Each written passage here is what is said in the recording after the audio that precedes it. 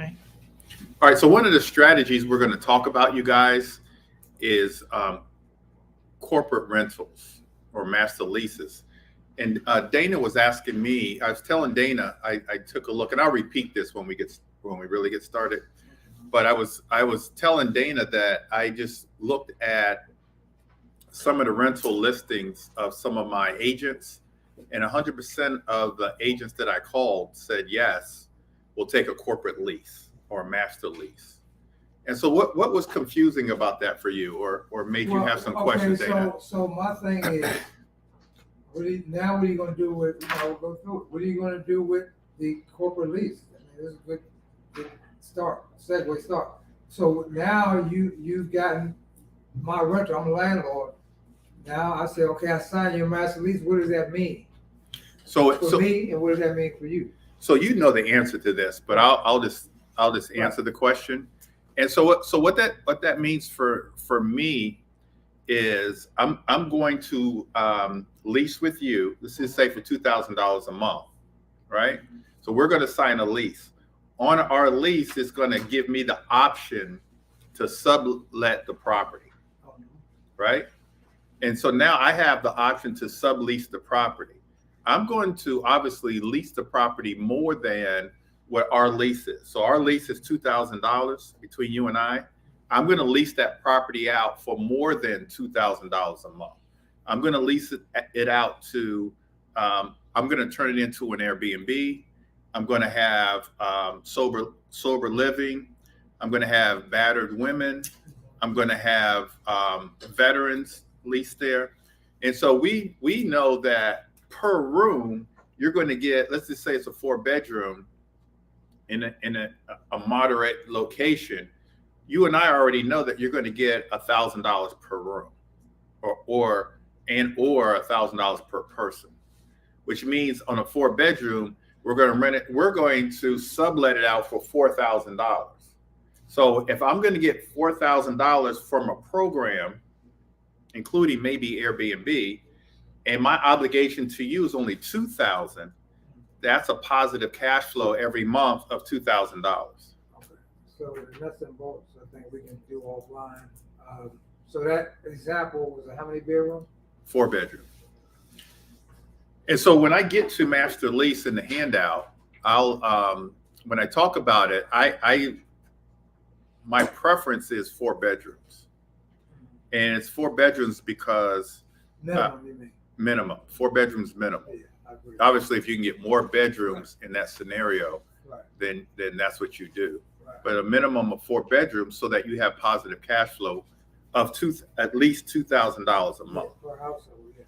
Now, one might say, well, I'm good with $1,000 a month of positive cash flow, which would be good too. That would be true, especially responsibilities. But what I'm saying is that offline we're gonna have, because I'm gonna go deep with. No, go deep. Go Well, deep. okay, We're waiting on some people so- to come. Go deep. Hi. So He's going deep, you we're guys. going deep. Online, Put your- Dana put is your going oxygen- deep. Put your oxygen. Put your oxygen tanks on. We're going deep. So what repairs are you, as a subletter, going to be responsible for in my house? I've just signed it. Up to, I okay, signed so contract. Dana's question is, in terms of maintenance and repairs, what is the leasee responsible for, and what is the landlord responsible for? And so that's a good question. The answer is the leasee, which is me, I'm responsible for up to $500 per repair. So as an example, if the toilet overflows and the cost of that is $200 or $300, Yeah. I'm responsible for that. Okay. If the furnace breaks down, where that's going to cost $1,500, you're responsible for that. The The landlord. whole 15, or Yeah, do the I whole- do my first well, deductible, no, $500 deductible, and then Yeah, $500. We'll put that in the lease. so for every repair. Okay. Yeah, $500. So it's going to be important, the condition of this property. Absolutely. So you want to have a home inspection done. Yes. When you're the leasee, you want to have a home inspection done to make sure that there's nothing that needs to be done. They're sitting waiting for you to have to pay. Yeah, for it. absolutely. Right. Absolutely. That's good. Okay. That's That wasn't that deep though. So I know, I haven't finished yet. So that dollar amount is Candace, great, Grant. he ain't ready for me, Candace. I'm timing up for him, Candace. So it's great. I wouldn't expect you to give a dollar amount. I thought you were gonna say items. I No, thought you were gonna break, but that's No. better. That's great. No, that's good. That's simplified. You know, I think 5 is a little high, but that's simplified. well, it could be lower than that. It's just whatever you want to put in the lease. And I think it may depend on the bargain within your bargain. You know, when you negotiate. You know, how far they come down on their rent that you have to pay can play into that. Absolutely. Yeah. So it's all, that's the good thing about creative financing strategies. It's all in negotiation. It's all in negotiation. So all that can be negotiated in the lease. So 2,000. I mean, because on your properties, you're getting more than 2,000 in positive cash flow. Yeah, yes. Let's see. Well, Or not the- all of them now. That's why I'm asking the 4 bedroom. But the more bedrooms you go, the better. Of course, the better. That's what 4 I'm saying. bedrooms is a good number to start at. Yeah, that's what I'm saying. 4, 5, and 6, you're gonna do really well. Just remember, you're cutting the grass. You're responsible for cutting the grass. You know, so you got to be responsible for utilities. Yeah, So you got to keep this stuff in mind as well. right. And so we'll dig, unless you have any other questions, we'll dig a little deeper. I feel like I'm not deep enough for this. I'm just gonna be quiet. No, it's So fine. I'm gonna win It's my fine. $100. I'm gonna win my $100 and put my paper on. Hey, Alice. And so you guys have a survey. And so you guys fill out the survey. Well, we're going to pick a winner for this $100 gift card. So we have a $100 gift card. The winner's we're going to draw from a box from the survey. So you guys fill out the surveys. And so before we get started, you guys, any other questions? We had a question about corporate leases, or what I call master leases. Any other questions about creative financing or anything else before we get started? You guys, anything else? I feel like you have a question. I see it in your face. Well, a lot of times when you get a hard money lending, they want you to come up with 20% of whatever the value of that property. Is there any way around that? Yeah. Do you have a scenario? Do you have an example? Somebody have an extra pen? Some of these hard money lenders, I don't know all of them, but every time you go up to them with 13, 16%, plus they want you to have a certain percentage that you have money in the game, in other words, and a lot of times you don't have that. And so what comes to mind really quickly is either establishing relationships with private lenders, or there's a number of different sites that you can go to where there's private lenders. And so with the private lenders, you're not dealing with all that. Most private lenders, you're going to be paying somewhere between, I've seen as low as 5% and as high as 12%. But the average is around 10%. So you're going to pay 10%. You're not going to pay any points. You're not going to have any kind of what I call junk fees. So things like that, you're not going to have any of those kinds of things with the private lender. But you're talking about that, the whole 100% of the loan, or just that 20% that the hard money lender wants you to come up with as part of your. So it's either or, but I'll talk about that. So when I get down to like joint ventures, I'll talk about that. Okay. All right. Anybody else before we get started? Got a Cowboy fan in the back. You guys got a tough one this week. That's all right. You be all right. You push through. Okay. Push through. Okay. Just be a witness. That's all. Okay. I'll be watching. How you doing? I'm good. All right, you guys. So we're going to talk about creative financing strategies as it relates to buying and holding real estate. And so creative financing is an alternative source of financing to what we call traditional financing. Traditional financing is basically going to a bank, maybe a hard money lender, maybe to like Wells Fargo to get financing for properties. Now, for investment properties. Now, Wells Fargo and other institutional banks like that's probably going to charge you in this marketplace 20%, maybe charge you some points. So that's a traditional lender. They're going to check your credit, look at your income, your debt to income ratio, all those kinds of things. When we talk about creative financing, it's sort of circumventing the traditional route and going another route where you're not necessarily getting a loan, or at least a loan from the bank. And so we just want to be creative in our financing. And by doing so, it gives us a lot more opportunities to actually purchase properties, especially purchase properties to buy and hold.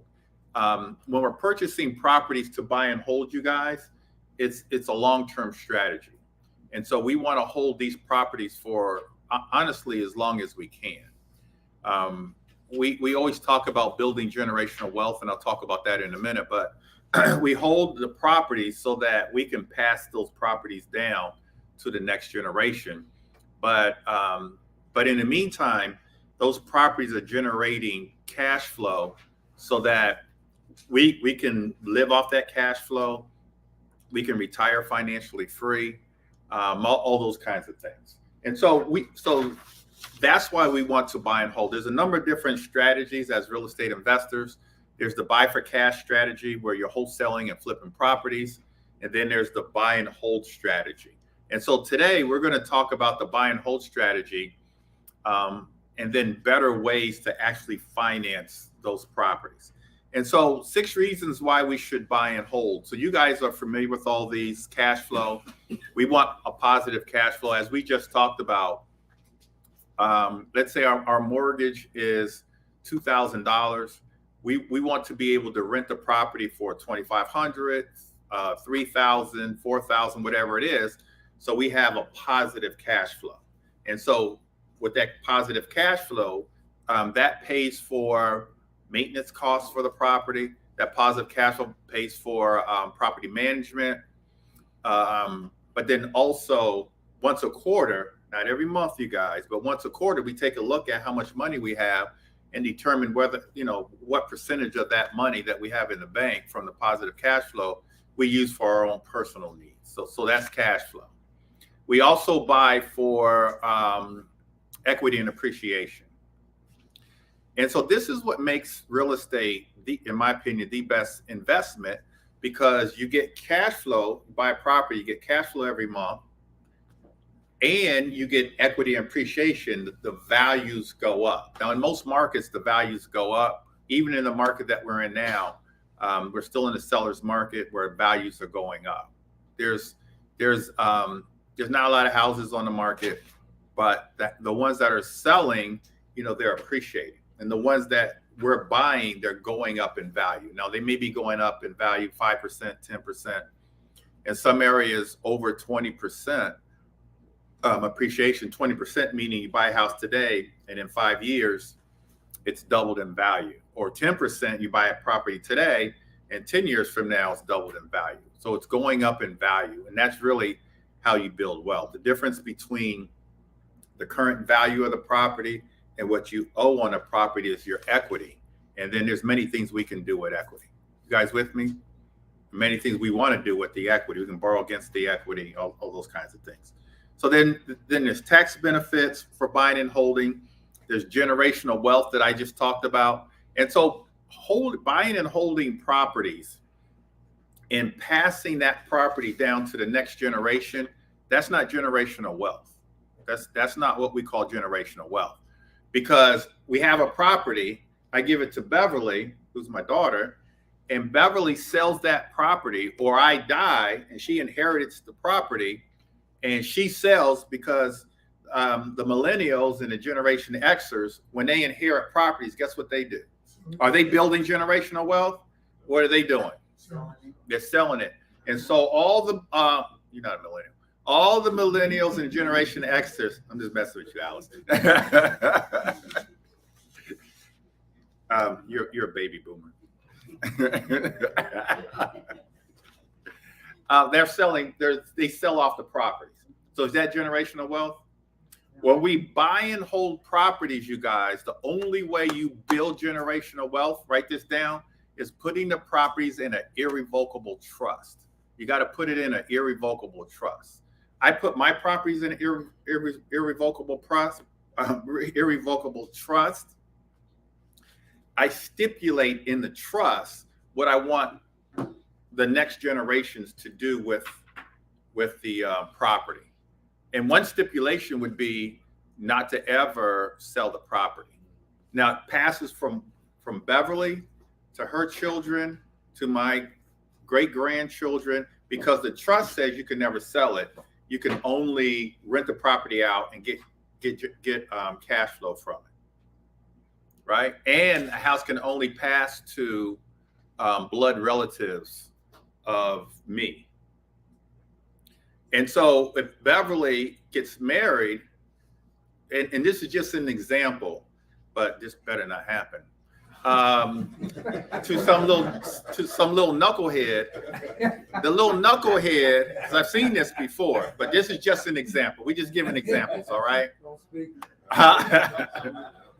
Because I have oh yeah, Alice.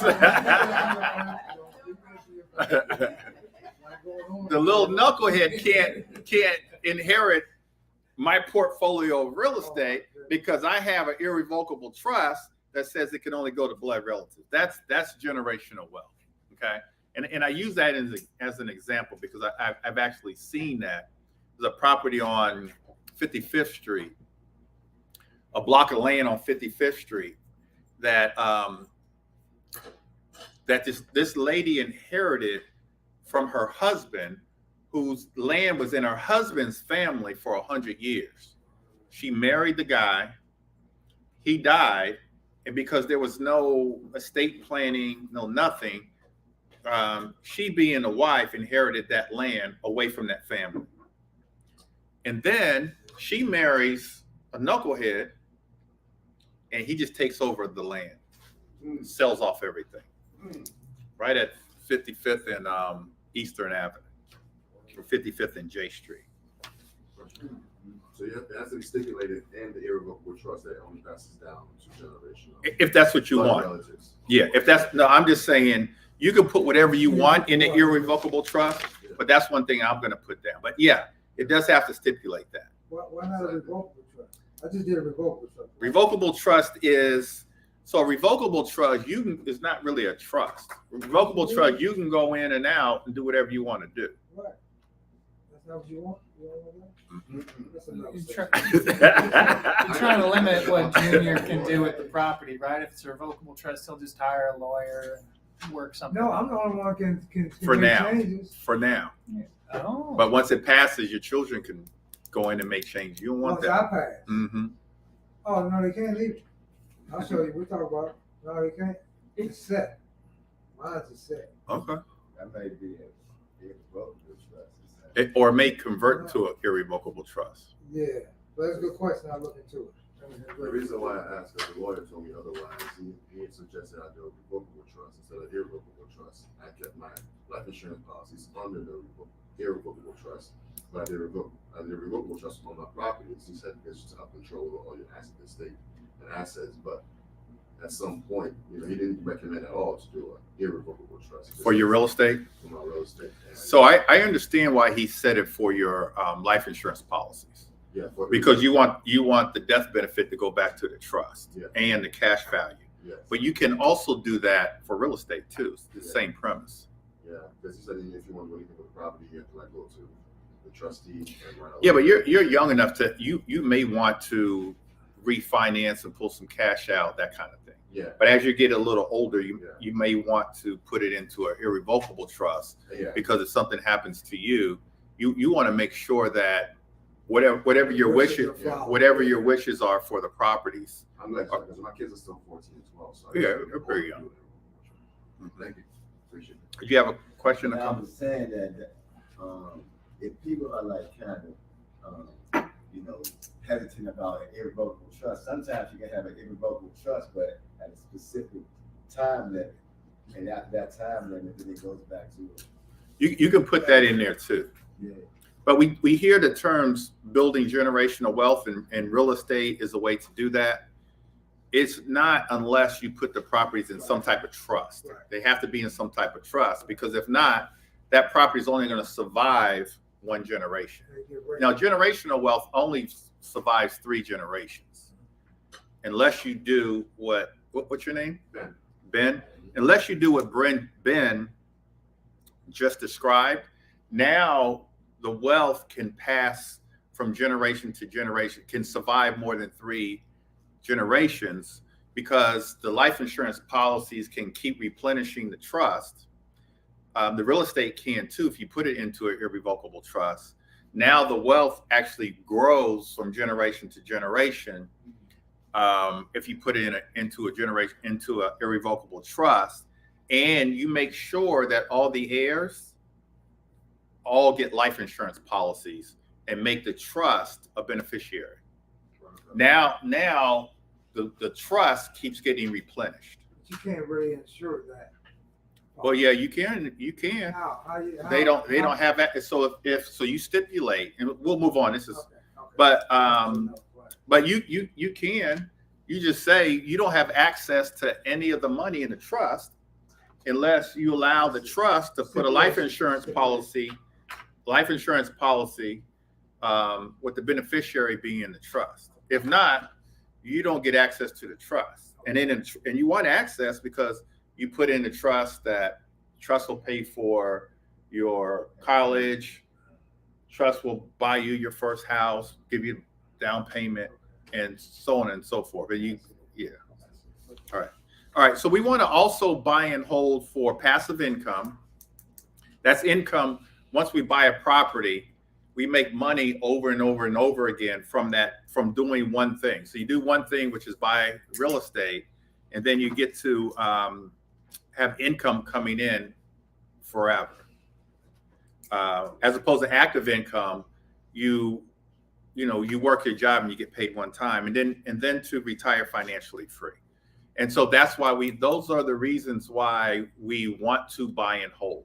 And I want you guys to buy and hold as a goal, to buy and hold at least one property a year. And so that should be the goal, to buy and hold at least one property a year. All right. And so how do we buy and hold properties without having to go out and get a loan? Now in today's market, we're getting loans for investment properties at about 8%, right? About 8%. How do we avoid that? And so the answer is we use some creative financing strategies. And so Dana asked me earlier, where do you find these properties? And somebody tell me, where do you find these properties? Because that could be a challenge. Where do you find them? Driving for dollars? You could do that. You could drive for dollars. Where else? Bandit signs. So in my opinion, you guys, how many real estate agents do we have in here? The number one place to find these properties are on the MLS. The ones that I'm talking about for creative financing. They're hidden in clear view of us. They're hidden. They're right there. They're right there on the MLS. We just need to know how to find them. But they're in clear view. I was telling, and we talked about this earlier. I said to Dana, said last week, I said, let me just try this. And so I went on the MLS. I did a search on all of Bennett Realty Solutions agents' rental properties, at least 4 bedrooms. And so I called 2 of them, both of them, and I explained to them, we'll get down to corporate leases in a minute. And I said to both of them, I'm interested in doing a corporate lease. We're going to rent your property out and then sublet it out to a program. All of them said yes. One of them even said, you know what? I have the one that you just asked about. I have another one. I went and looked at both of them, and both of them said, yeah, you can do a corporate lease. It's on these 2 properties. So they're right there. Now, those of you guys who don't have access to the MLS, turn to page, let me see. Is our partners in here, you guys? Turn to page 5. And those of you guys that are looking online, you can just go to my Instagram page and go into my profile. And so click into my profile and you'll see the handout. And so you can get the handout in my profile. And then go to Privy. You guys see right in the middle, Privy? Yeah. Privy will give you guys access to the MLS. That's what Privy is. And so if you don't currently have access to the MLS, you can get Privy. You can use the discount code. Go to, at the top, go to bennettbootcamps.com/partners. So /partners, and you'll get this. So, And you'll have access to Privy. so Privy, without being an agent, you can use it on? You'll have, yeah. So without having to go and get your real estate license, you can get Privy, and Privy will give you access to the MLS, will give you access to the properties that I'm talking about that we can invest in, and they're there in Clearview. So it'll give you access to the rental properties, the properties for sale, all those things. Is it the same as if I was an agent or? Same. It's the MLS. It's the MLS. So it's the same as if you're an agent. All right. Well, it says 30 to 40% discount, so how much approximately? 30% for you. I thought you were an agent though. I didn't renew my license. Okay. Yeah, Okay. yeah. All right. So you can find properties on the MLS, but you can do all the other traditional ways of finding deals. All right. I'm going to go. The search. William Price? Yes, sir. Search criteria Yes. that you use in your illustration. You say you went to rental property from your agents? Yeah. So what I did was, instead of going to, and this is what I would advise for you guys to do, just you can put a search criteria of a particular area. It could be PG County, it could be Bowie, Maryland, it could be Fort Washington. And then what I would do is put in 4 bedrooms plus. Now, if you want 3 bedrooms, you can put 3 bedrooms plus. Now, just to test it out, I also put in our office code so that I could just get my agent's rentals. But obviously for you guys, you wouldn't do that. I wouldn't put in any office code. Unless like you, for your company, Exit Community, because you have a relationship with some of the agents. It's part of the rental doesn't have to be zoned, unless it's Airbnb, doesn't have to be zoned to other things with that. And not a residential property. Does it have to be zoned to be able to rent the property? It's a corporate, I don't know, powdered women or whatever you're gonna do. with Yeah, it. no, it's just a rental. Doesn't have to be zoned for that. Why would a corporate lease be more attractive for? A landlord? Uh-huh. And so I think that's the question that Dana asked earlier. Makes sense, yeah. And so the question is, why would a corporate lease be more attractive to a landlord? Does anybody want to answer that? You make more money. There's higher returns, less risk, less tenants damaging your property. You was ready for this question, Well, wasn't no, you? He was waiting for that question.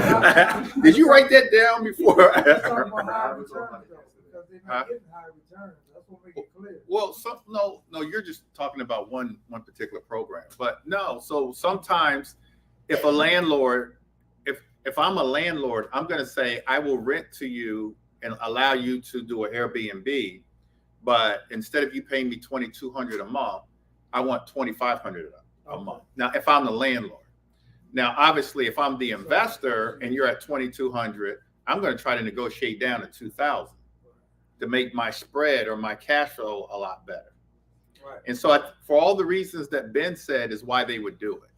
And so if I went to you as a landlord and said, I'm a company and I want to lease your property for 5 years and I'm going to sublet it out, let's just say to the Veterans Program.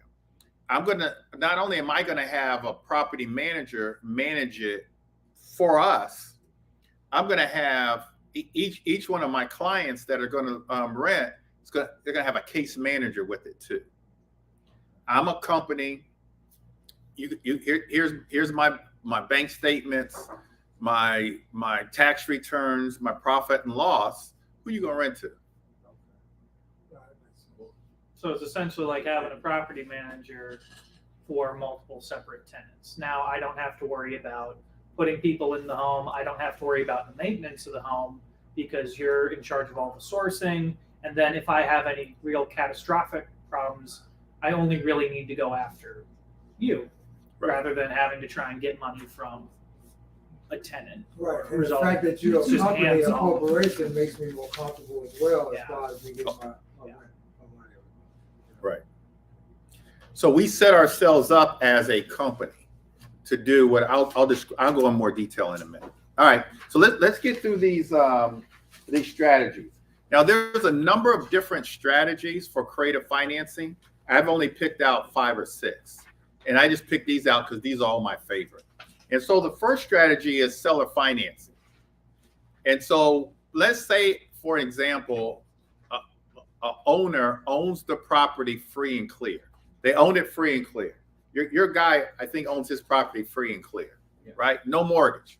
Write this down, you guys. 30% of all the properties are free and clear of mortgages. 30% of all properties, period, are free and clear. 30%.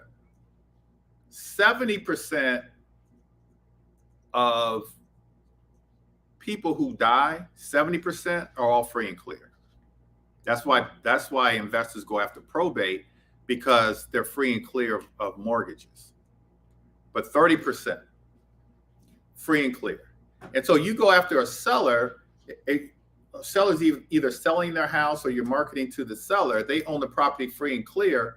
And instead of you going out to get a loan, the first thing I do is I ask them, I say, will you take a note? Will you take a note for X amount of years at whatever interest?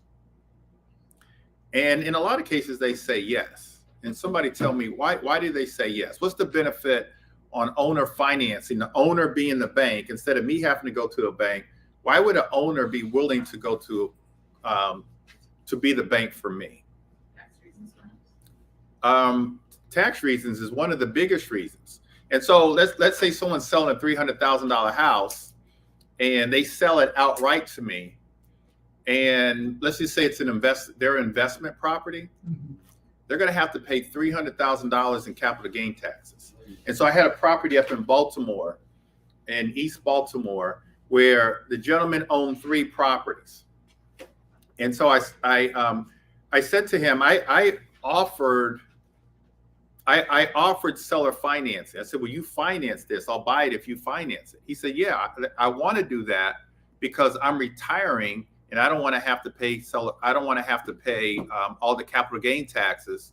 I'd rather pay them later. And so I'd rather be the bank and do a note for you for that property. Another situation is when a seller is having a hard time selling their property. And so I had a property in DuPont Circle where it was in a market where the seller was having a hard time selling. So, and they wanted to get their number. They didn't want to lower. So they actually put in the classified section of the Washington Post that they would hold a note. And so I went there, very first property I ever bought, and they held a note for me for 5 years.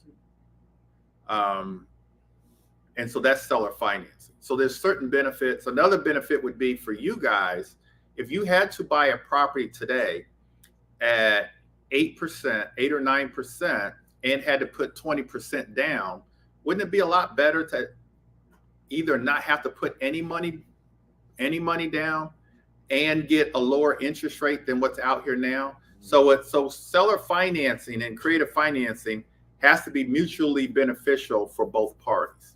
And in this case, it's mutually beneficial where the seller can get their number, and oftentimes you're giving them a full price offer. they don't have to pay the capital gain taxes, and you're getting a property at a lower interest rate and have to put a lot less money down, or sometimes no money down. We're not putting no money down. Can you use that strategy on rehab, kind of like we had like prehab properties, like when the repairs are like maybe like $30,000 or under? Can you use that same strategy? So there's a seller that you're buying the house from the seller. Yeah, this is like their second house. Like, So- this is the second house. They're willing to sell it, but at, the current price and all that stuff, the price that they want, as me as an investor, I can't get the loan because her price point is too high. The price that she want to sell is too high. So, but she wants that full price. So, And they own the property free and clear. yeah. Well, it has a mortgage on it, but it's a small mortgage. It's like, Well, we're gonna get to that in a minute. Not a wrap, but it's a hybrid. So we'll get to hybrid. That's number 3 on here. Okay. Let me get to that. The answer to your question is yes. okay. You can definitely do that. All right. So seller financing, we're asking the seller to be our bank. Is everybody clear on that? We're asking the seller to be our bank. All right. Number 2 on here is subject to. Now, this is my favorite strategy. And this is a strategy I've been using over the years. And so a subject to simply means that we're buying a property. The property has a mortgage on the property. There's a mortgage. And so we're going to buy the property subject to the existing mortgage. We're going to keep that existing mortgage on the property and then let that mortgage basically be our financing. So we're not going out to get a loan. And so as an example, and I use subject to for to buy and hold, to fix and flip. You can even wholesale. You can put together a subject to deal and wholesale that deal. So I use subject to for everything. And so we just looked at a property over on 5th Street in Northwest, where there's a small mortgage on the property. And so I said to the seller, if you can keep that mortgage on the property, I will buy the property from you. And they agreed to it because they couldn't sell the property. And I wanted the property. It needed some small renovations. And so their interest rate is 4%. And so we'd rather have 4% than 8% or 9% or 10%, right? Yes. And so that's subject to. Now, real quickly, the hybrid is when the seller has a mortgage on the property. Let's say they want to sell the property for $700,000. They have a mortgage on the property for $300,000. The hybrid is you're going to take over that $300,000 mortgage. Let's just say it's 4%, and so now there's a difference of $400,000. They're selling it for $7 million. There's a mortgage for $300 million. What are you going to do about that $400,000? You guys with me? The answer is you're going to ask the seller for that $400,000 to take a note for that $400,000. That's the hybrid, and that's what you're talking about, the hybrid. So you want to take over their mortgage, and then take a note for the balance. And then you said that you wanted money for rehab also. Yes. You could, if they have the money for that, you could take out a third note, or what you could do is you could get a private lender, not a hard money lender, but a private lender to give you the money for the rehab. How long would that note be, like in your scenario, for the $400,000? How long would it be before? So the question is, how long would that seller financing note be? And so the answer is as long as you can make it. You want it 5 years, you want it 10 years, you want it as long as you can. And so let's say that they agreed on so the first on existing mortgage it's 4%, right? And on the second, you either make it at 4% or no percent or principal only payments. But you have the 4%. I want to keep that 4% mortgage on a property as long as what? Huh? As long as you can, just pay it up. Or as long as interest rates are higher than 4%. Like, why would I pay off that 4% and to get a 6% interest? And so I want to keep that mortgage on the property as long as interest rates are either at 4% or higher. When they drop, now I can refinance. And then one more point is, as long as I'm paying, well, I'll get to that in a minute. Go ahead. So, and I was waiting to ask that particular question. So does there need to be a clause, that's saying that I can pay this off whenever I want? Oh, yeah. We go for 10 years, but 10 years I or wanna do sooner, or sooner. 10 years or sooner. Okay. All right. Any questions so far on anything that we just talked about? That $700,000 house, you said 2 notes. That person's not gonna just let it go at 300,000. Just say 400, put it aside, and they're gonna get another 4% on the 700, right? No. So so there's a $300,000 note, right? That's already on the property. I want to take that over. So it's 300,000. The payment is 2,500. I want to take that over. That's my responsibility now. Right. Now the difference is 400,000. So of that 400,000, what is your question? They're still gonna want something for that 400,000 that's out there. That, You mean like a down payment? yeah, or you know, they're just not interested in 4% on 300,000. They're trying to sell a house for 700,000, so they're gonna want some. So they are going to sell it for 700,000 eventually. But let's just say on the 400,000, they want $100,000 as a down payment, or they want they want 20% of the 400,000, so it's $80,000. Go to a private lender. You can on that $80,000, you can either go to a private lender and put them in third position, or on that $80,000, you let them take back a third note for the $80,000, and you just tell them, I'll pay you $10,000 a month until it's paid, or I'll pay you $20,000 a month. I'll pay you $20,000 every quarter until that $80,000 is paid. And then or I'll pay you $400,000 in 6 months and the other $400,000 in 6 months. Or you just take a normal note. But you ask them if I can take a note. So everything is negotiable. You keep negotiating. And so if they want money down, cash down, and especially if you don't have it, you ask for another note. So I'm missing And then something. then you just figure out a way to pay that. You're going to wholesale some property or whatever. I'm missing something. So why would a person do that when they can just sell a house for 700, put it on the market for 700? Because they can't. So I looked at a property 2 days ago in 16th Street Heights, and they can't, and so they have it on the market for 1.3. They can't sell it.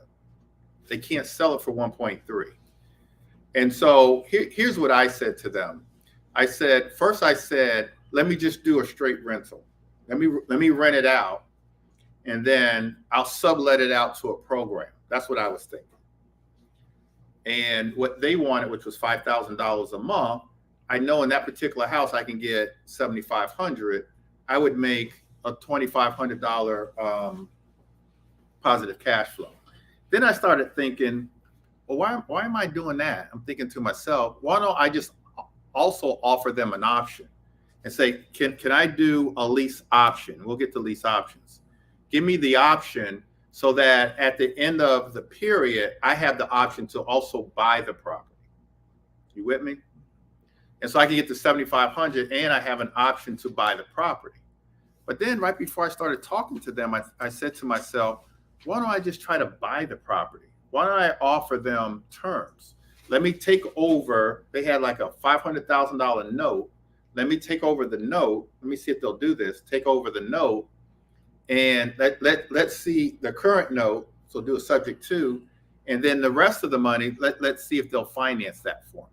So location is gonna play it, because that location is why your thinking is the way it was, because that's not gonna work for any location, but.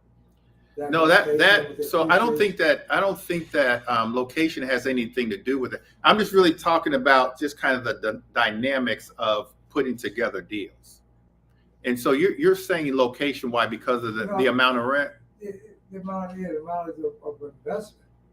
And what's your motivation for that? I mean, you're making cash flow, positive cash flow now, but the reason you want to purchase property under those circumstances, because 5 years from now, that property is going to appreciate quite a bit, because of where the location. Right. And so the other thing is, you guys, if you guys had a property with no equity, so let's say that you have a property with no equity, but the property is cash flowing. So there's a property with no equity, zero equity, but the mortgage payment is $2,000 a month, and you know that you can rent that property for $3,000 a month and make $1,000 a month in positive cash flow. Would you guys still buy that property and use a creative financing strategy to buy that property? Would you still buy it? I would. Huh? I would sublease it. I don't know if I would buy it. If it's no equity, it depends on location. That's what I'm saying. For me, it'd be about location. Anybody else? Would you? No equity. Let's say it's a short sale. There's no equity in the property, but you can get that property to cash flow. Would you buy that property? $1,000 a month. Huh? $1,000. What was $1,000 a month to cover And your it depends expenses on around the it? initial investment as well. What'd you say? Because how much money it would cost me to acquire to do it.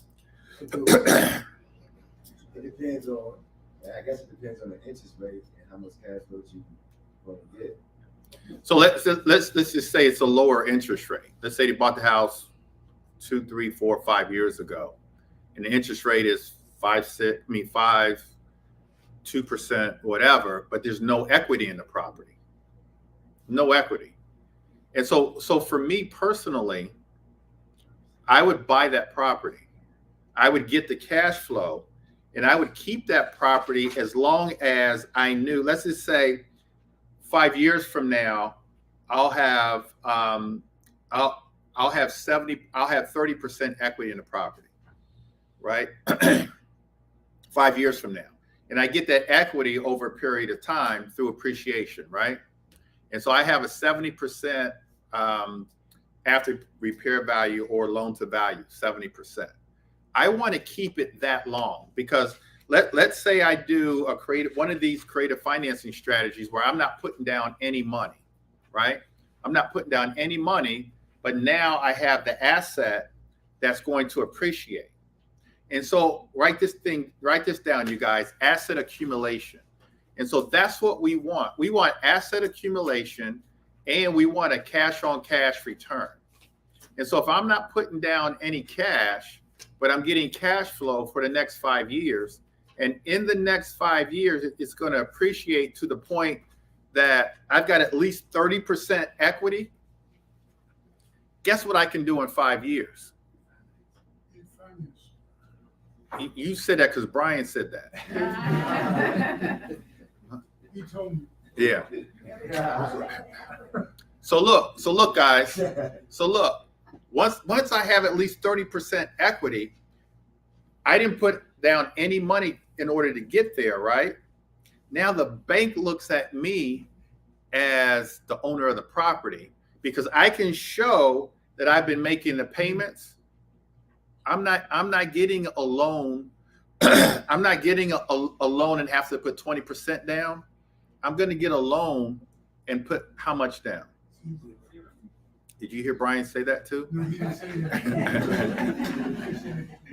Now I can get a loan because I have enough equity in the property where I don't have to put down any money. Does that make sense to you guys? And all you did was stand the test of time. You just held on to that property long enough You acquired that property with little to no money at all. You enjoyed the cash flow all along the way. Now you waited until I had enough equity in the property, and then you refinanced and put down no money at all. And so what the lender does is the lender, number one, sees that you've been making payments for at least the last 2 years, and then they'll look at the financials of the property. They won't even look at you, the financials. And now you don't have to put down any money. Now, if you're able to do that, and everybody in here is able to do that, at least once a year, if not 2 or 3 or 4 times a year, now you're acquiring assets, and now you're waiting over a period of time to make to let it appreciate. Now you're acquiring properties, you're not putting down any money. You said 70% lower value and property to refinance.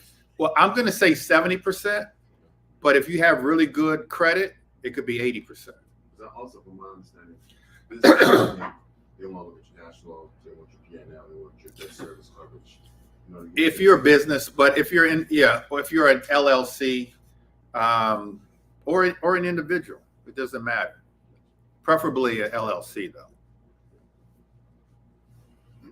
So on these 72 properties and the properties that you talk about, you get the 30% equity.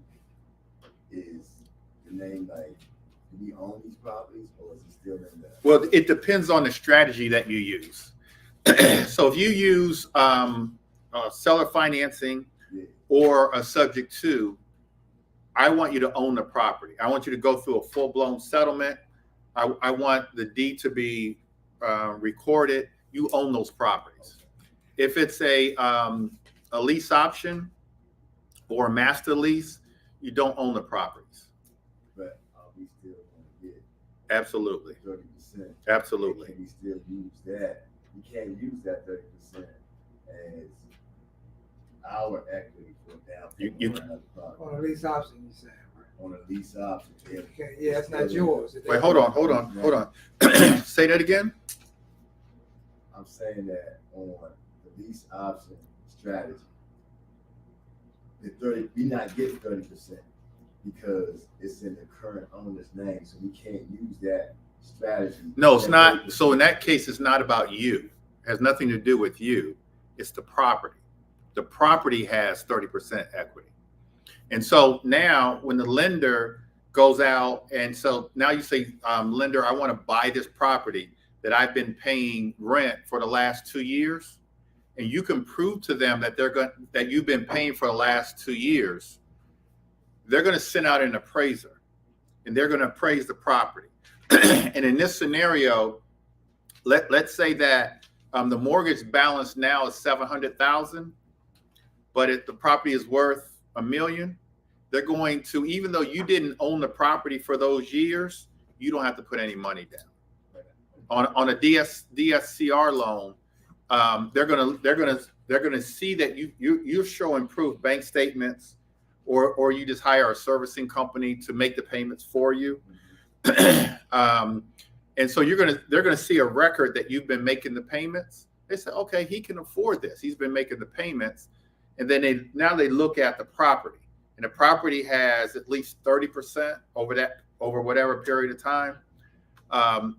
So now you can refinance instead of purchase the property, you can refinance. And because you have enough equity, I'm going to say 30%, or it could be 20% if you have really good credit. Now you can get a loan and not have to put any money down, whether you own the property or not. So these properties here, you find them in owners trying to sell their own houses, it's not MLS, because MLS, you have to go through a realtor. All right. So the question was, where do you find a property? Do you have to do some marketing, or can you find them on the MLS? Is that the question? Yeah. And so the answer is all the above, but especially you find them on the MLS. And so let's say one of my agents, let's say Vince has a property, and Vince comes to me and says, Greg, I think I'm gonna have to list this property as a short sale. Or I can't sell this property because the seller wants 500,000 and he's probably a little above what it should sell for, right? Or let's say Vince says, my property is getting ready to expire. I'm getting ready to have an expired listing. What should I do? The first question I'm going to ask Vince is, what's the mortgage payment? If he tells me what the mortgage payment is, and I think to myself, I could actually rent this property out at a positive cash flow, I will buy Vince's property. Vince's property could even have negative equity. It could be a short sale. Hey, Greg, I'm getting ready to list this property as a short sale. He's got negative equity. As long as that property cash flows, and as long as that property is in an area where I know it's going to appreciate in value, I'm going to buy the property and wait over a period of time and let appreciation do what it does. And then after a period of time, especially let's just say it's a property in DC, I know that if I hold that property 5 years, I'm going to get at least 20 or 30% equity. I'm going to hold it. Now I can refinance, put no money down. And so the answer to your question is, on the MLS, you've got expired listings or listings that have been on the market for at least 90 days or more. That's a search criteria. You have, what else do you have? You've got, Cheryl can tell me, but you've got listings that are having a hard time, or agents that are having a hard time selling properties.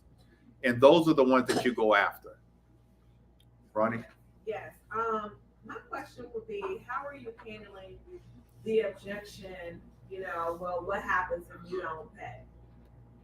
And so that's a good question. So the answer is, so number one, you start talking about your experience and that you do pay. You can put in what's called a performance deed, where if you don't perform, that you sign the deed back over. And then at the worst case scenario is obviously you can just, if they own the property, you just have to foreclose. It's like, so if the seller is actually being the bank, and we know that if we don't pay the bank's going to foreclose, then as a last resort, we just have to foreclose on it. Okay. And then my second question is, I'm having a hard time finding private money lenders that will take second position. Do you have like a list of private money lenders that's willing to do second position? I do. I don't have it on our tools, but I'll get that to you. We do have that. All right. Any other questions so far, you guys? Is this? So here's what I want you to do, because you guys just looking at me like I'm speaking a different language. Okay. All right. So my last question is, for the refinance, so let's just say 5 years went past, and it's time to do a refinance, or you want to cash out, being as though that the debt is in the previous owner's name, how is that a refinance, or is it considered a purchase? It's a refinance because you're showing the bank that you've been making the payments for at least 2 years. And so a mortgage company will look at that and say, oh, they've been making the payments. They can make the payments. We'll allow them. They look at it as if you were the owner, even though you weren't, on a lease or a lease option. So are you going back to the same bank that? Not necessarily. That was with? No, not necessarily. Any bank will do that for you. But we still want to deal with investor lenders, right? Yeah. You want to get what we call a DSCR loan. Is what you want to get. And that's going to be regular lenders not doing it. Well, a lot of lenders do a DSCR. So they look at the financials of the property to refinance you. And so most lenders do that. Did you just do one? Yesterday. Okay. So Cheryl just did one yesterday. I brought. So Cheryl just did one yesterday, didn't bring any money to the table. We have a Just question. on the DSCR. Are you still discussing subject to? Yeah. Someone asked, would subject to be a good opportunity for expired listings? Absolutely. So I just mentioned that. So if you have an expired listing or a listing that's getting ready to expire, let me know and let me take a look at it. As long as I can get that property to cash flow, I will buy that property. I want to acquire, and this is for everybody. You guys want to acquire as many properties as possible. Now, the dream scenario would be to acquire properties that after you make some renovations, you already have that 30% equity in it, but that's not always realistic. But just know that it's about building wealth. It's about cash accumulation. Let the property work for you over a period of time. Don't always necessarily have to have that equity from day one. That equity will come. And if you can acquire that property, putting little to no money down, then that's what we want to do. We can acquire more properties. And so the problem is we work hard to keep our credit straight. We work hard to save our money to get that 20% that we can put down on a property. And by doing so, we limit ourselves to the number of properties that we can actually purchase. And so our goal is to try to think creatively on how we can acquire these assets using little to none of our own money, but just be patient enough that over a period of time, especially you younger people here in the room, over a period of time, it's all going to work out for us through appreciation. Okay. So if you guys can acquire 1 to 4 properties a year, you just know over a period of time, and that's every year, you're going to be refinancing and turning those properties. Some of them will already be in your name through seller financing and subject to, but the ones that are not, then they will over a period of time. So I talked about the hybrid. So we can use seller financing along with subject to. One more question. Is subject to like assuming a loan? Subject to is like assuming a loan, but when you do a loan assumption, you guys, you've got to go through a normal bank qualification. When you're doing a subject to, you don't have to. You're just taking over somebody's mortgage. An assumption is really getting a new loan. You're assuming somebody's loan, their terms, but the bank is going to ask, they're going to run your credit. They're going to ask for bank statements. They're going to look at your debt to income ratio, all those things. Subject to, none of those things happen. All right, 2 quick things. And I've talked about these is we do a lease option. So we have lots of investors across the country that will do a lease option. Again, they want to acquire properties with the option to buy as long as they're cash flowing. They want to have the option to buy and the option to sublet out the property. And so whenever you're doing, as a straight rental, whenever you're doing a lease, you always want to ask them if you can, at some point in time, if you can also purchase the property and sublet out the property. And so another benefit of a lease option is I get to lock into the price of the house today. And so let's say the house is worth $300,000 today. Now, knowing me, I'm going to try to negotiate down a little bit, but let's say they don't allow me. I've got to buy it for today for $300,000, right? Because that's what it's worth. But let's say I put an option period of 2, 3, 4, 5 years. What's going to happen? I'm going to lock in at $300,000 today. 5 years from now, what's going to happen to that property? It's going to go up in value, but I've locked in. And I've locked in to the point where I already have that built-in equity into the property. You guys with me? And so that's why a lot of people do lease options. Now, as a first, when we first look at a property, our number one priority is to do seller financing. We want the seller to be the bank. Our number 2 priority is to do a subject to. Number 3 is a hybrid between subject to and seller financing. But if all else fails, let's try to do a lease option. Okay. What's the third one? They're all on your handout. I just went in order of the handout. if all else fails, we want to do a lease option. Now, why do I say if all else fails, we do a lease option instead of lease option as a first option? Why do I say that? We try to do seller financing, then subject to, then hybrid. Then if those fail, we want to do a lease option. Why? Because the first 3 you're trying to take title to it. So the first 3, we actually own the property. On a lease option, we don't own the property. And so we always want to own the property. But if we can't, we're happy to do a lease option as long as we lock in. So lease option, 2 contracts. We have the rental contract, and then we have the purchase contract. And we're signing that purchase contract on, we as investors, we want to sign that purchase contract on today's prices, a little lower if we can, as investors, because we know it's going to go up.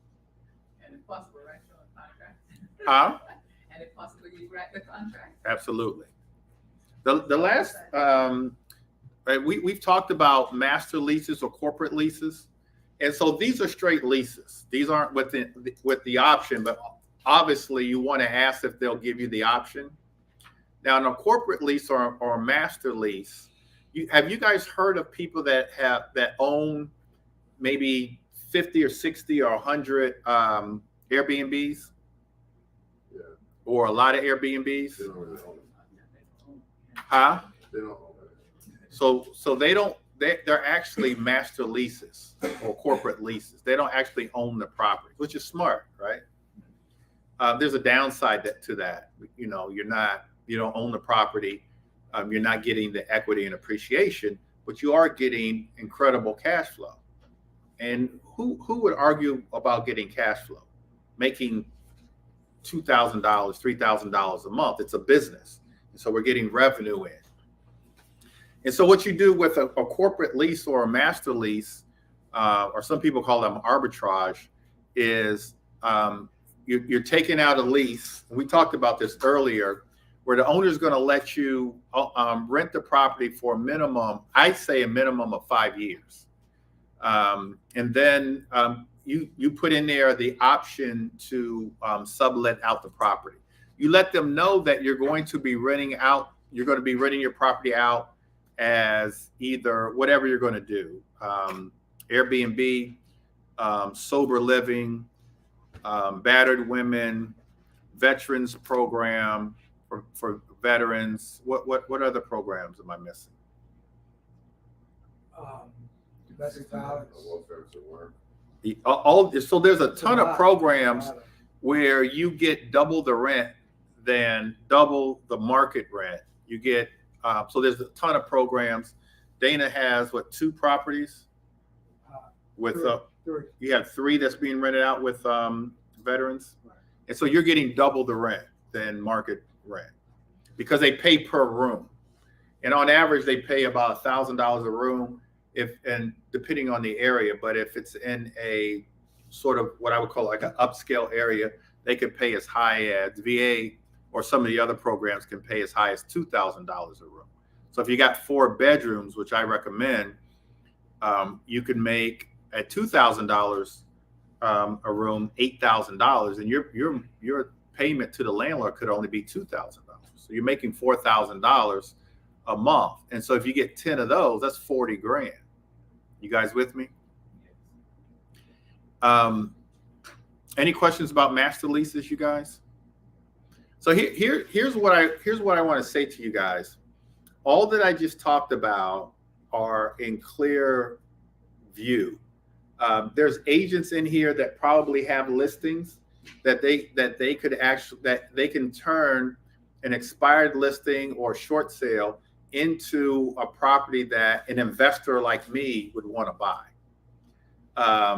Or you may have a rental or know some people who have rentals. You can ask them if their client is interested in doing a lease option. How would a realtor make any money if we're giving you that? They get their, so depending on the scenario, they get their commission from the seller, or you just work it out with them. You work that out.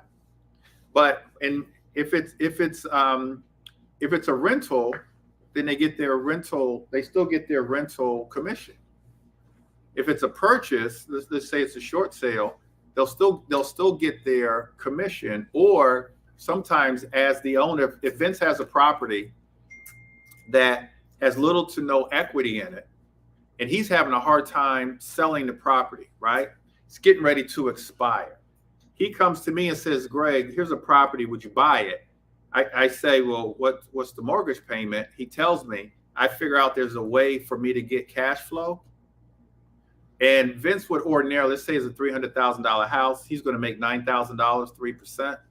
I'll go to Vince and say, look, Vince, I'll buy the property, but instead of you making zero commission, I'll pay you whatever, $5,000 or $6,000 or $7,000. What would you say, Vince? Let's do that. Okay, good. But I might also say, Vince, let's just agree to $6,000 where you wasn't going to get paid any, but I'm going to pay you $2,000 next month, $2,000 a month after, and then $2,000. I created a note to pay the commission with Vince. Would you take that, Vince? Just say yes, just for the purposes of the meeting, Vince. Yes, I shall. Will the brokerage company agree to that as far as he's? Yeah, so the money, that $2,000 is going to come through the brokerage, and then we pay 100% anyway. But yeah, so yeah, that's fine. And then we're investor friendly, so we don't. But those are good questions, though. Anybody else? Any other questions? What I want to convey to you guys is that you've got to learn these strategies so that you can buy more properties. Now, we do have a coaching program that will teach you the creative financing strategies. We took our investors out Saturday, and we must have looked at about, was it 3 or 4 properties? 4. They were all 4 units, and some of them were in better, let's just say, better neighborhoods than the others. The last one that we went to, I was a little frightened. That's why I told y'all, let's not go look on the inside.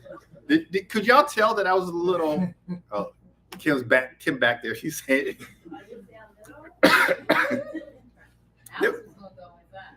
Alice is not afraid. I said, no, y'all, we're not going in. But here's the point. The point is, all the properties that we looked at, we kind of figured out how we could purchase these properties using some of these strategies that we just talked about. I would say that every house that's on the market, you can use one of these strategies to purchase these properties. Now, will 100% of the owners agree to do it? Huh? No. But we just need to go through and ask. We just need to make offers. And that's what real estate investing is all about, is making offers. Now, will a high percentage of the landlords that are renting their properties agree to a corporate lease? Not 100%, but a high percentage of them will. And so you just have to start putting your thinking caps on. This has only been like an hour. So you're not going to get it. You're only going to retain 20%. But ask me questions. If you guys have a property, and as long as it's cash flowing, I will buy the property. Or Dana will buy the property. Or is any other cash buyers in here? Cash buyers will buy the properties. And we'll just put together for your client, we'll put together terms or a scenario, and let's just see if they'll take it. And so that's what creative financing is all about. My very first property that I ever purchased, I was 23 years old, was seller financing. And I've been doing creative financing my whole career. I'm almost at the point where I'm not going to get traditional financing ever again.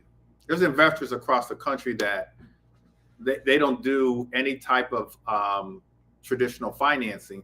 They only do creative finance. There's a guy, I'll email it to you guys that are interested. There's Ron LeGrand is having a webinar on, it's either Tuesday or Wednesday, You guys heard of Ron LeGrand? He's in my mastermind. And he's got a guy that's speaking that has done over 800 lease options. 800 lease options. So his strategy is lease option. And so that's pretty impressive. All right, any questions, you guys? Ronnie? Do you have a Facebook group where we can actually like post different deals in? We do. We'll get that to you. Is the name of it Bennett Boot Camps? Yeah, Bennett Boot Camps, and then Bennett Boot Camps. Then we also have the the affiliates too. Right. So we can post. So I think it's Bennett Boot Camps that you guys can post deals, or I will work you. If you guys have a deal or you think it's a deal, just give me a call. I will work out the strategy. And then once you start doing these kinds of deals, you'll know what to look for. If the seller doesn't have a mortgage on the property, first thing you think of is what? Seller financing. If the seller has a mortgage on the property, what's the first thing you think of? If the seller has a keep up, George. If the seller has a mortgage on the property, but wants more than what that mortgage balance is, what's the strategy? It's the hybrid. We're going to use seller financing for the second, and on the first we're going to do subject to. If it's a rental, we're going to either do a lease option. We want the option. Or we'll do a corporate lease, and even on the corporate lease, we're going to ask them definitely ask them if we can do what's it called? Sublet. We could ask them if we can sublease the property, but then also ask them if we can do an option to purchase the property. Okay. Do not be afraid. The key to our success, you guys, is cash flow on all these deals. It's cash flow. That's the number one thing. As long as a property is cash flowing and you do not have to go out and get a traditional mortgage, you're winning. It's just about a long-term investment that you've got to hold on to that property long enough for the appreciation to catch up to the mortgage balance, where you have at least 30% equity. Now you can refinance that. But you want to hold on to it as long as you can, especially if you're doing a subject to. You want to do long term so that when you refinance, your interest rate is lower than the interest rate on that subject to. Make sense? All right, any questions? Lots of things for you guys to think about. You guys excited? Huh? Sure. All right, Keith, you have any words of wisdom for us? Well, coaching, we all need to be coached. And so being in our program, I've worked with Greg for the last 6-7 years, a lot of lunch and learns. And I don't know if any of you out there know or notice, but this class was just kind of an indicator of how Greg stays close to the market trends. And so you want to be around this type of education. And so we do have a coaching program. Set an appointment with me. I'd love to talk to you. We have some platinum and inner circle students in the audience right now. But we need to be around people that are on the forefront of changes in the real estate market. And I think if there's a message today for us agents out there, we need to start to think more of an investing opportunity on these properties that we're in front of. So if you guys are interested, both of you guys in here and on our social media, you can go to bbcinnercircle.com. This is Keith. bbcinnercircle.com and schedule an appointment. Talk to us about our coaching program. You can schedule an appointment to talk to us about if you've got a deal that you need some help with, put it together. Real estate agents, if you guys have a listing that you're having a hard time selling, or maybe a lender that just needs some help with a client to do some creative financing, you can schedule an appointment and we'd be more than happy to talk to you. those of you guys that don't have my my social media handles, I'm on Facebook. I'm on the Bennett team. On Instagram, I'm Greg Bennett Invest. So you can follow me on either one, Greg Bennett Invest. Any other questions, you guys? I just want to say too, Greg, we've got a lot of irresistible benefits in our program. A lot of stuff is coming down the pike. So you guys should, at the very least, stay tuned to what we're doing. I can't take a picture. Take a picture for me. Okay. I want to know, why didn't we go with the joint venture thing? That's what I really. Oh, I forgot that like one. to do. All right, so the question is joint venture. All right. That's important. All right, here's joint venture, you guys. So joint venture is the two of you coming together to purchase a property. And so let's say, as an example, you're really good at finding deals. You're real good at finding deals because you really are. You're on the forefront of some of those investment properties from the guys that you work with.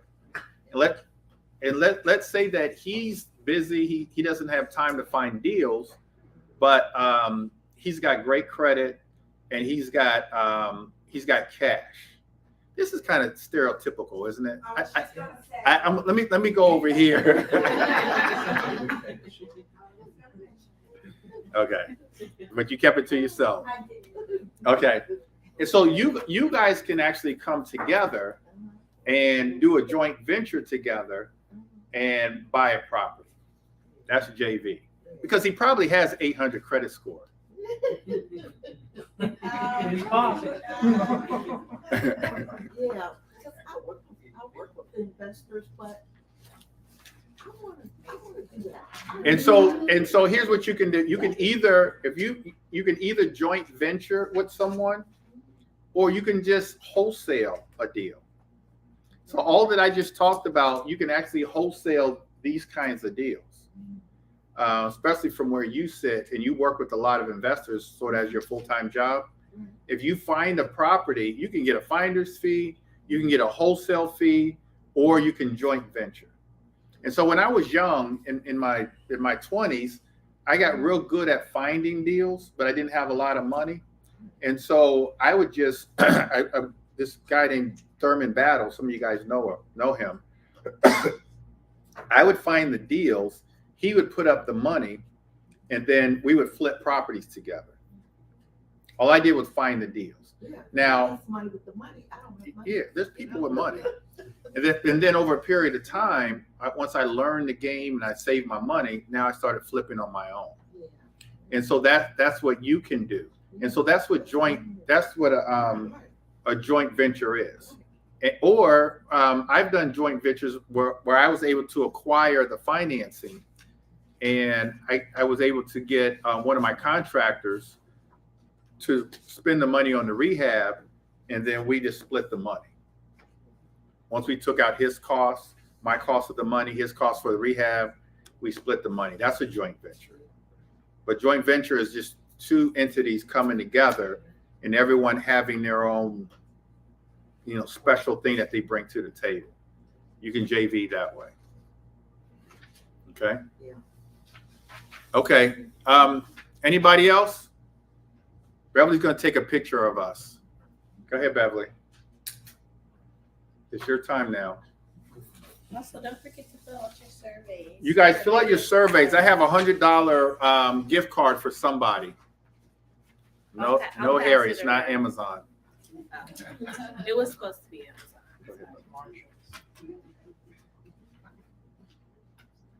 Cheese. You wanna get it? I don't have to. No? You got it? Just get in the back of your head. Huh? You want me to Yeah. let me get over here with them. I like to Thank you. All right, you guys learned something today? All right. All right, you guys go ahead and get your sandwiches. William, go ahead and get your sandwiches, William, and everybody else, and then we'll meet back here and we'll do the drawing. Thanks for the lecture. Huh? Rock Johnson? Rock? Yeah. Oh yeah, Rock sent you? Yeah, no, he's my agent. He's your agent? Yeah. Okay, I've okay. done like several places. He lives in Baltimore. Okay, yeah, he's Baltimore. Yeah, so I found like a couple of things. Well, my situation, I appreciate the lecture because there's a lot I didn't know. I didn't know about selling finance. It was introduced to me through a friend who wanted to lease one of the units in Baltimore and do Airbnb with it. So I never really like these, any less leases or seller finance or hybrids. We're usually right now primarily financing. I try to do a couple of ventures, but sometimes people are not good with their money. And I really find it what I do. So I've been doing mostly solar. So in the last few years, I bought like several properties. I do like 22 per year. Yeah, Because it's like a filter, you hear that stuff mentioned about, talk to hard money guys. Okay, well. Hey, here, I can't turn that off. Turn that on. no problem. I think most of the charges started investing in real estate 4 years ago.